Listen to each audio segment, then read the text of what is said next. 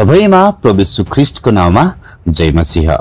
प्रियहरू, यी दिनहरूमा हामी इजरायलीहरूको कनान देशसम्मको यात्रामा घटेका शक्तिशाली कामहरूलाई अनि रहस्यहरूलाई नजिकबाट हेरिरहेका छौं। आज हामी एउटा यस्तो रहस्यलाई हेर्नेछौं जहाँ एक व्यक्तिले सूर्य र चन्द्रमालाई अड्डिरहने आदेश दिए। हजुर, उनको आदेशको अघि प्रकृतिले पनि आफ्नो नियम र समय चक्रलाई रोक्नु पर्यो। यो सुन्दै गर्दा कतिलाई यस्तो पनि हुन्छ र यो त काल्पनिक दन्ते कथा हो भन्ने भान पर्न सक्छ। तर भ्रममा नपर्नुहोस्, किनकि यो एक सत्य घटना हो जसलाई हामी बाइबलमा पाउँदछौँ। बाइबलले बताउँदछ कि त्यो दिन जस्तो इतिहासमा फेरि कहिले भएन र यो घटनालाई केही वैज्ञानिकहरूले प्रमाणित पनि गरेका छन्। यो एक यस्तो घटना हो जहाँ परमेश्वरको प्रतिज्ञा, मानिसले विश्वास साथ बोलेको शब्दको परिणाम र परमेश्वरले मानिसलाई दिनुभएको शक्ति र अधिकारको स्मरण हो। विश्वासको आवाजले आकाशलाई रोकिदियो प्रियहरू, र त्यही आवाज आज पनि तपाईको हृदयमा उठ्न सक्छ, किनकि परमेश्वरले विश्वास गर्ने मानिसको आवाज सुन्नुहुन्छ। जब हामी शंका र डरमा हुन्छौं तब परमप्रभु भन्नुहुन्छ, विश्वास गर, भयभीत नहो, म तिम्रो साथमा छु। यदि तपाई तयार हुनुहुन्छ भने आउनुहोस् आजको भिडियोलाई सुरु गरौं। अब मूसाले इजरायलीहरूलाई मरुभूमिमा अगुवाई गरेको पनि 40 वर्ष पुग्ने लागेको थियो। उनीहरू प्रतिज्ञा गरिएको कनान देशलाई आफ्नो आँखाले देखिरहेका थिए। बाँकी यति मात्र थियो कि इजरायलीहरूले कनान देशमा आफ्नो अधिकार जमाउने। तर इजरायलीहरूको महान अगुवा मूसालाई थाहा थियो कि उनी त्यो देशमा जान पाउने छैनन्। यसै कारण उनले 120 वर्षको उमेरमा आफ्नो दौड पूरा गरे। तर आफ्नो मृत्यु अघि मूसाले इजरायलीहरूको निम्ति एक निडर, आज्ञाकारिता, निकै बुद्धिमानी मानिसलाई आफ्नो हात राखी अभिषेक गर्दै आशिष दिएका थिए। हजुर, नूनको छोरा यहोशू। उनी परमेश्वरको आत्मामा परिपूर्ण थिए।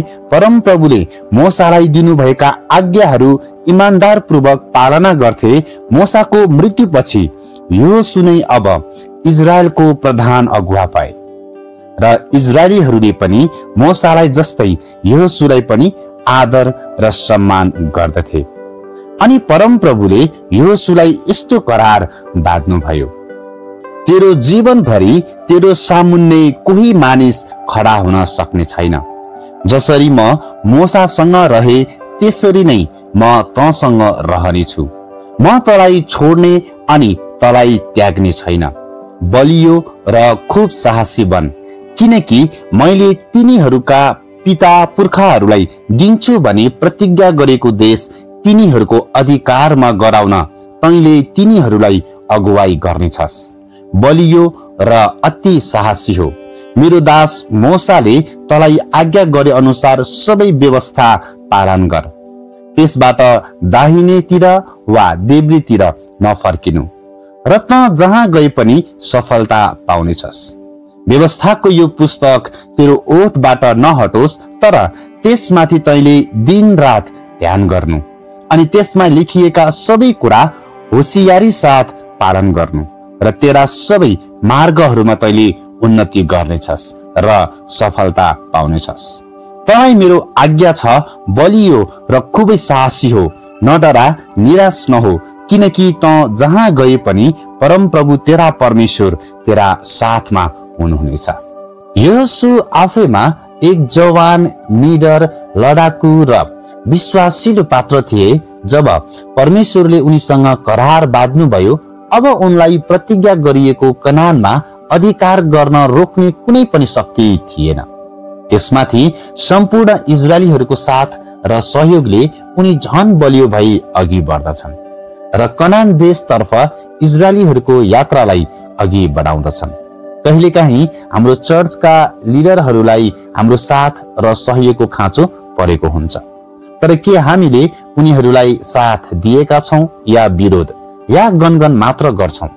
तब इजरायलीहरूले यर्दन नदी पार गर्दछन् र छेउैको एरियो शहरमा पहिलो आक्रमण गर्दछन्। उनीहरूको ताकत र एकता देखेर एरियो शहरका मानिसहरू भयभीत हुँदछन् अनि परमप्रभुले इजरायलीहरूको अधिकारमा एरियो शहर दिनुहुन्छ।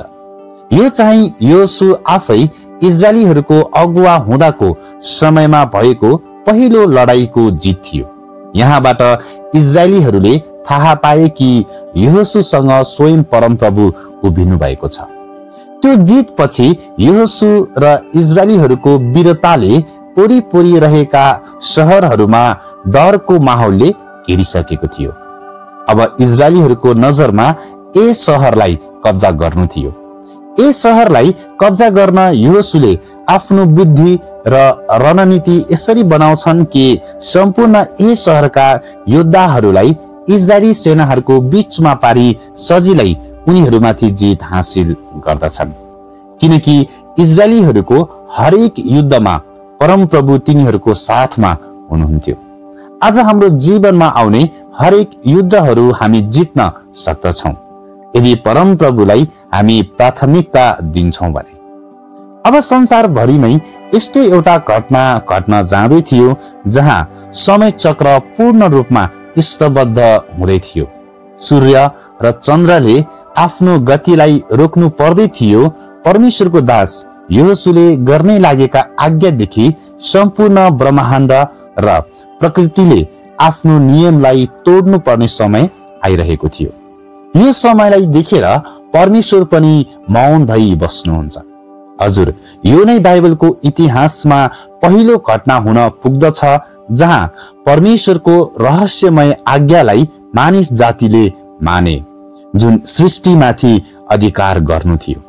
अब यहोशु र इजरायलीहरूले गिबोन शहरसँग सम्झौता गर्छन् र उनीहरूलाई आफ्नो दाउरे र पनेरे बनाउँदछन्। यो देखेर यरुशलेमका राजा इजरायलीहरूदेखि निकै डराउँदछन्। त्यसैले उनले आफ्नो नजिक रहेका 4वटा शक्तिशाली राजाहरूलाई बोलाएर गिबोनमाथि हमला गर्न आह्वान गर्दछन्, किनकि गिबोनका राजाले इजरायलीहरूसँग सन्धि गरी उनीहरूका दास जस्तै उनीहरू भइसकेका थिए। तब एमोरीका 5 राजा अर्थात् यरुशलेम, हेब्रोन, एमुर्त, लाकिस र एग्लोनका 5 राजाहरूले उनीहरूका आआफ्नै सबै सेनाहरू एकसाथ गिबोनको सामु छाउनी बनाएर गिबोनको विरुद्ध लडाई गरे। तब गिबोनका मानिसहरूले आफ्नो सन्धि अनुसार यहोशुलाई बचाउको अनुरोध गर्दछन्। तर यो लडाई यहोशु र इजरायलीहरूको निम्ति एक निकै ठूलो अवसर थियो, तर चुनौती भने उत्तिकै, किनकि यो कुनै साधारण लडाई भने थिएन।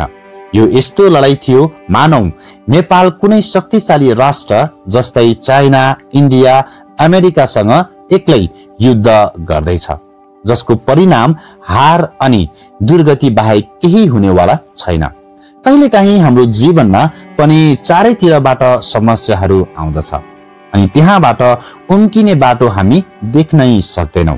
तर जीवन र मृत्युको लडाईँको दोधारमा यहोशुले परमेश्वरको उपस्थितिमा जाने निर्णय गरे अनि परमप्रभुले यहोशुलाई भन्नुभयो, उनीहरूसँग नडरा, किनकि मैले उनीहरूलाई तेरो हातमा सुम्पिदिएको छु। उनीहरू एकजना पनि तेरो सामुन्ने टिक्न सक्ने छैन।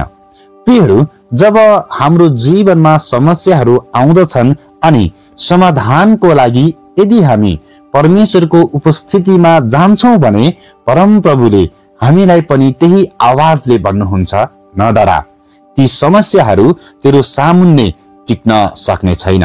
आमेन। अब परमेश्वर नै यहोशु र इजरायलीहरूको साथ खडा हुनुभयो। सोच्नुहोस्, जब सारा सृष्टिको मालिक स्वयं परमेश्वर नै हाम्रो पक्षमा हुनुहुन्छ भने हामी कोसँग डराउने? यही जोश र आँट लिएर यहोशु रातारात हिँडेर अचानक उनीहरूमाथि जाइ लागे। परमप्रभुले उनीहरूलाई इजरायलको सामुन्ने अस्तव्यस्त तितर बितर पारिदिनु भयो र इजरायलीहरूले गिबोनमा उनीहरूलाई ठूलो विजय साथ पराजय गरे र बेथहोरोनको उकालो बाटोमा उनीहरूलाई खेदेर आजेका र मक्केदासम्म मार्दै गए। इजरायलीहरूका सामुन्नेबाट उनीहरू जसै बेथहोरोनदेखि आजेका समय ओह्रालोमा भाग्दै थिए, तब बाइबलले अचम्म र रोचकको घटना बताउँछ। त्यतिखेर चाहिँ परमप्रभुले स्वर्गबाट उनीहरूमाथि ठूला ठूला असिना झारिदिनुभयो र त्यो असिनाले यति धेरै मानिसहरूलाई मार्दछ जुन यहोशू र इजरायलीहरूले पनि मार्न सकेका थिएनन्। बाइबलको यो शक्तिशाली एक यस्तो घटना बन्न पुग्यो जहाँ स्वयं परमेश्वरले मानिसहरूको विरुद्ध लडाई गर्नुभयो। इजरायलीहरू मैदानमा लड्दै थिए, तर जित हासिल गराउने चाहिँ परमप्रभु नै हुनुहुन्थ्यो। यो घटनाले हामीलाई यो बताउँछ कि परमेश्वर आज पनि हाम्रो निम्ति लड्नुहुन्छ। तर के हामी विश्वास लिएर मैदानमा खडा हुने आँट गर्छौं? यहोशू र इजरायलीहरूलाई परमेश्वरमा पूरा भरोसा भएको हामी यो युद्धमा देख्न पाउँदछौं। के हामीले परमेश्वरमा पूरा भरोसा राखेका छौं? परमप्रभुले एमोरीहरूलाई इजरायलीहरूका हातमा सुम्पनु भएको दिनमा यहोशूले परमप्रभुसँग इजरायलीहरूको उपस्थितिमा भने, हे सूर्य त गिबोनमाथि र हे चन्द्र त चाहिँ अय्यालोनको बेसीमाथि अडिरह। यहोशूले बोलेका यो वाक्य कुनै साधारण वाक्य थिएन प्रियहरू। यो आदेशले एकचोटि सम्पूर्ण ब्रह्माण्ड नै सोचमा परेको थियो, जहाँ स्वयं परमेश्वर पनि यहोशूले विश्वास साथ गरेको आदेशलाई हेरिराख्नुभयो। किनकि मानिस जातिको इतिहासमा समय चक्रलाई नै रोकिदिने आदेश कुनै पनि प्रभुका दासहरूले गर्ने आँट गरेका थिएनन्। यहोशू नै पहिलो व्यक्ति बन्न पुगे जसले परमेश्वरको सृष्टिलाई पूर्ण रूपमा अधिकार गरे। अनि बाइबलले बताउँदछ कि शत्रुमाथि प्रतिशोध नलिउन्जेल सूर्य र चन्द्र थामिए।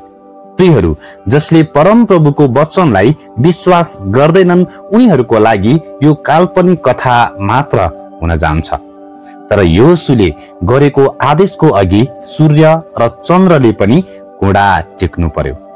यो घटना देखेर परमप्रभु पनि निकै खुसी हुनुहुन्थ्यो, किनकि इतिहासमा पहिलो पटक त्यस्तो आदेश दिने व्यक्ति उहाँले देख्नुभयो। सूर्य आकाशमण्डलको बीचमा अड्डिरह्यो र दिनभरि नै अस्ताउनलाई आतुरी गरेन। परमप्रभुले मानिसको कुरा सुन्नु। तपाईलाई याद छ, प्रभु येशूले भन्नुभयो, विश्वास गर्नेहरूलाई सबै कुरा सम्भव हुँदछ। उहाँ थप्नुहुन्छ, यदि कसैले विश्वास गरेर यो पहाडलाई हटिजा भन्छ भने त्यो पहाड हटिजानेछ। यही वचनसँग एकदम मिल्ने आदेश यहोशूले सूर्य र चन्द्रलाई दिए अनि उनको निम्ति त्यस्तै भयो। किन प्रभु येशूले पहाड नै हटिजानेछ भनेर भन्नुभयो? यो वचनलाई धेरै मानिसहरू प्रभु येशूले पहाड जस्तै समस्याहरू भन्न खोज्नु भएको हो भनी बुझ्दछन्। तर येशूले समस्याहरू मात्र नभई पहाड नै भन्नुभयो। प्रियहरू, परमेश्वरले आफ्ना जनहरूको निम्ति प्रकृति पनि पूर्ण रूपमा नियन्त्रण गर्नुहुन्छ। सृष्टिको सबै कुरा उहाँकै अधीनमा छन् अनि त्यो सृष्टिमाथि अधिकार गर्नलाई उहाँले तपाईं अनि मलाई चुन्नु भएको छ। जब परमेश्वर हाम्रो पक्षमा हुनुहुन्छ, विजय निश्चित हुन्छ। यहोशू र इजरायलीहरूले विजय पाए किनभने परमेश्वरले तिनीहरूलाई समर्थन गर्नुभयो। यहोशूले गरेको आदेशले यो बताउँदछ कि विश्वासले बोलिएको वचनले स्वर्ग र पृथ्वी चलाउन सक्दछ। परमेश्वरमा विश्वास गर्नेहरूले कठिन परिस्थितिमा पनि विजय पाउँदछन्। विश्वासले बोलेका शब्दहरूले सूर्यलाई पनि रोक्न सक्दछ, तर शंकाले भएको उज्यालोलाई पनि रोक्दछ। हाम्रो विश्वासको आदेशले प्रकृतिले पनि आफ्नो नियमलाई तोड्दछ। सूर्य पनि त्यसैको सामु रोकिन्छ जससँग विश्वासको शक्ति हुँदछ। यहोशूले सूर्य र चन्द्र होइन, उनले परमेश्वर माथिको विश्वासको अधिकारलाई चलाए। किनकि बाइबलले बताउँदछ कि जब विश्वास बोल्छ तब सृष्टि मौन हुँदछ। जब हामी विश्वास साथ हाम्रो समस्याहरूमा घोषणा गर्छौं तब परमेश्वरको शक्तिलाई हामी सक्रिय गर्न पुग्दछौं। यो बाइबलको शक्तिशाली घटना एसारको पुस्तकमा पनि लेखिएको छ। यसले यो देखाउँछ कि त्यस समयका ऐतिहासिक लेखमा पनि यो घटना उल्लेख गरिएको थियो। यो घटनालाई केही वैज्ञानिकहरूले पनि सत्य रहेको प्रमाण पाएको खबर केही इन्टरनेशनल न्यूजहरूले कभर गरेका छन्। University researchers in Israel say they can prove there was a solar eclipse that proves what's written in chapter 10 of the book of Joshua. The Bible tells us that soon after the Israelites entered the promised land, Joshua prayed to God to help them in their epic battle, to protect the Gibeonites by stopping the sun. The passage reads, "Then Joshua spoke to the Lord on the day when the Lord delivered the Amorites before the children of Israel. And he said in the sight of Israel, Sun, stand still upon Gibeon, and you, moon, in the valley of Alialon." That's Joshua 10:12. The multidisciplinary Israeli team says this account is unique because even though other ancient stories refer to the sun stopping, this is the only one that also mentions the moon. This led them to believe the event was a solar eclipse that happens when the moon blocks sunlight by passing between the sun and the earth. By applying data from NASA, the experts discovered there was only one such total solar eclipse in the region between the years 1500 to 1000 BCE. They say the evidence is clear. प्रियहरू, आजलाई video यही राख्दछौं, तर हामीले एउटा रहस्यलाई छुटाएका छौं जुन एर्दन नदी पार गरी एरियो शहर कब्जा गर्दा घटेको थियो। यदि आजको भिडियो अर्थपूर्ण रहेको छ भने कमेन्टमा नेक्स्ट पार्ट लेख्नुहोला, किनकि कमेन्टमा नेक्स्ट पार्ट हामीले देख्यौं भने एरियो शहरमा भएको घटनाको रहस्यलाई पनि हामी भिडियो मार्फत ल्याउने छौं। आजलाई सन्देश यही राख्दै बिदा हुन्छौं। सबैलाई प्रभु यीशु ख्रीष्टको नाममा जय मसीह।